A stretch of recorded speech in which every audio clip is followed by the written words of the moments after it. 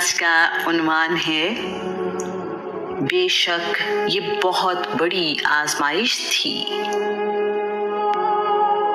عرب کی تہذیب میں بیان کیا جا چکا ہے کہ عرب میں بیٹے کی قربانی سب سے عظیم قربانی سمجھی جاتی تھی۔ اپنی خواہش سے بھی بیٹا قربان کرنا آسان نہیں تھا۔ اس موقع پر بڑے بڑے بہادر کانپنے لگتے تھے۔ یہ لمحات نہ تو باپ کے لیے آسان ہوتے نہ بیٹے کے لیے، اور ماں تو سوچا کرتی تھی کہ میں اس لمحے سے پہلے مر کیوں نہیں گئی۔ انسان کو خدا کی راہ میں قربان کر دینا اس زمانے میں پایا جاتا تھا۔ آج کے دور میں ہمیں یہ بات بڑی عجیب اس لیے محسوس ہوتی ہے کہ اللہ کریم نے اس بات سے منع کر دیا، بیٹے یا بیٹی کی قربانی نہیں کی جا سکتی۔ اسماعیل کی عمر 13 سال ہوئی تو ان کے والد اللہ کے نبی ابراہیم فلسطین سے ان کے پاس آئے۔ اس وقت ابراہیم کی عمر 99 سال تھی۔ حتمی طور پر دونوں کی عمر کے متعلق معلوم نہیں ہو سکا۔ ابراہیم نے اپنے بیٹے سے کہا، میں نے ایک خواب دیکھا ہے کہ میں تمہیں ذبح کر رہا ہوں۔ مجھے اللہ کریم نے اپنی سب سے قیمتی چیز اللہ کی راہ میں قربان کرنے کا حکم دیا ہے۔ تم بتاؤ تمہارا اس بارے میں کیا خیال ہے؟ تصور کریں کہ ایک بوڑھے باپ کو اپنے بیٹے کی قربانی کا حکم دیا جا رہا ہے، اس وقت جبکہ اس باپ کی اور کوئی اولاد نہیں ہے۔ یہ کیسی آزمائش تھی اللہ کے نبی کے لیے۔ اسماعیل نے نہایت ادب کے ساتھ جواب دیا، ابا جان، آپ کو جس بات کا حکم دیا گیا ہے آپ اسے پورا کریں۔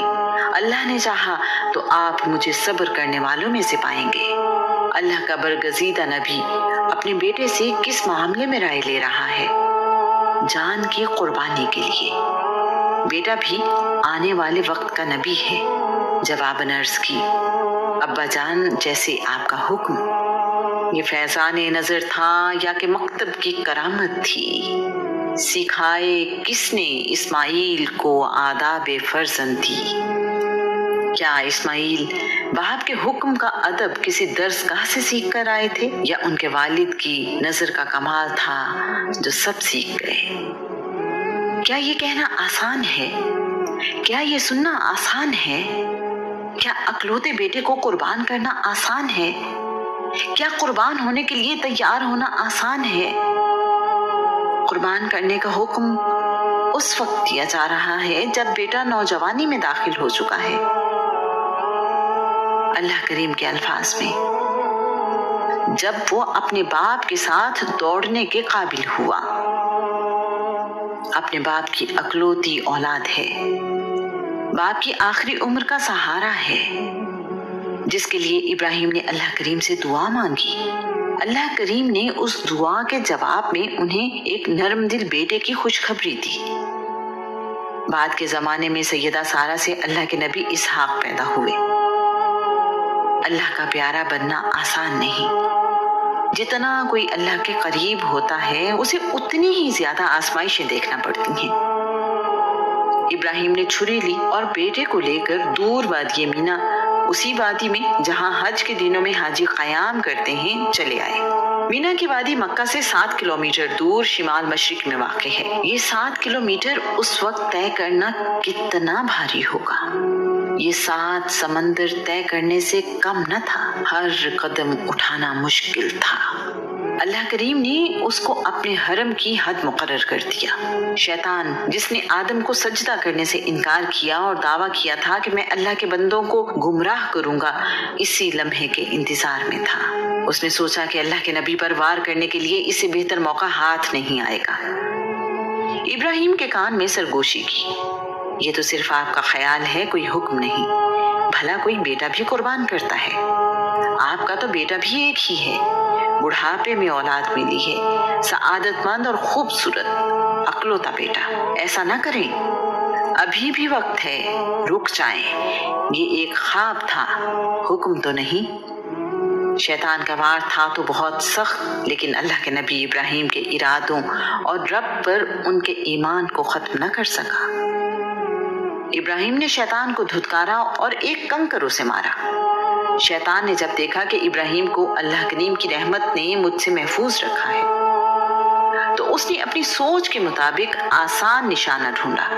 اسماعیل کے پاس گیا اور کہنے لگا، بھلا اس عمر میں کوئی خواب سن کر جان دیتا ہے؟ अभी तो तुम्हारी लंबी जिंदगी बाकी है, जवानी तो अभी तुमने देखी भी नहीं, तुम्हें मुझ जैसा हमदर्द नहीं मिलेगा। अच्छा मौका है, यहाँ से भाग जाओ। बाप कभी बेटों से नाराज नहीं रहते, कुछ दिन बाद सब ठीक हो जाएगा। इस्माइल भी में ना आए और शैतान को एक कंकरी उठाकर मारी। दोनों तरफ से मायूस होने के बाद उसे ख्याल आया कि माँ की बच्चों से मोहब्बत दुनिया की हर चीज से ज्यादा कमजोर है। मुझे सैयदा हाजरा को बहकाना चाहिए।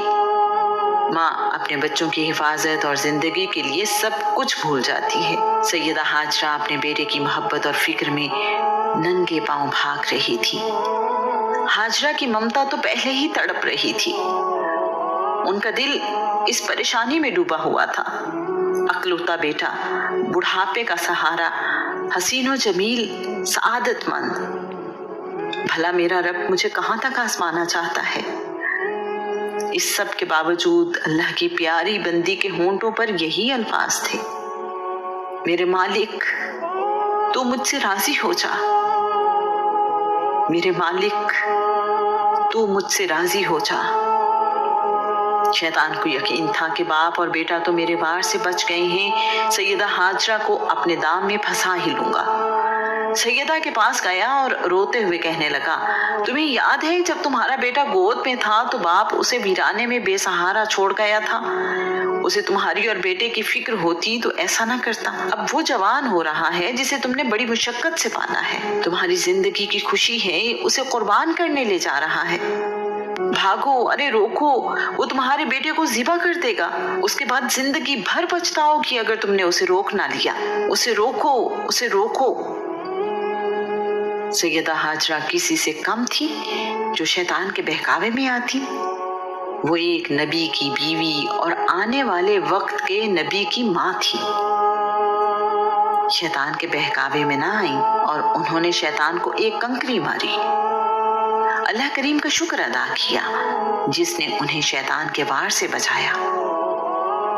शैतान ने उन नाजुक लम्हों में अल्लाह के प्यारे बंदों को बहकाने की जो कोशिश की वो नाकाम हुई। उन तीनों जगहों पर जहां शैतान ने अल्लाह के बंदों को बहकाने की कोशिश की थी, हाजी आज भी शैतान की अलामत को कंकरियां मारते हैं। अल्लाह का वादा ही सच्चा है कि अल्लाह के नेक बंदे शैतान के बहकावे से महफूज रहेंगे।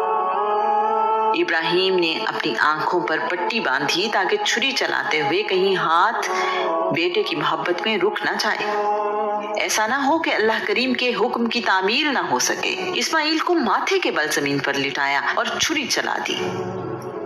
इतने में गैब से आवाज आई, तुमने अपना ख्वाब सच्चा कर दिखाया।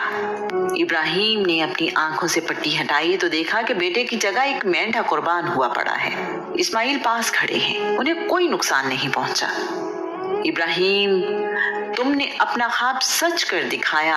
हम नेक लोगों को ऐसा ही बदला दिया करते हैं। बेशक ये बहुत बड़ी आजमाइश थी। अल्लाह करीम फरमाता है, हमने एक बड़ी कुर्बानी को इस्माइल का फिदिया बना दिया।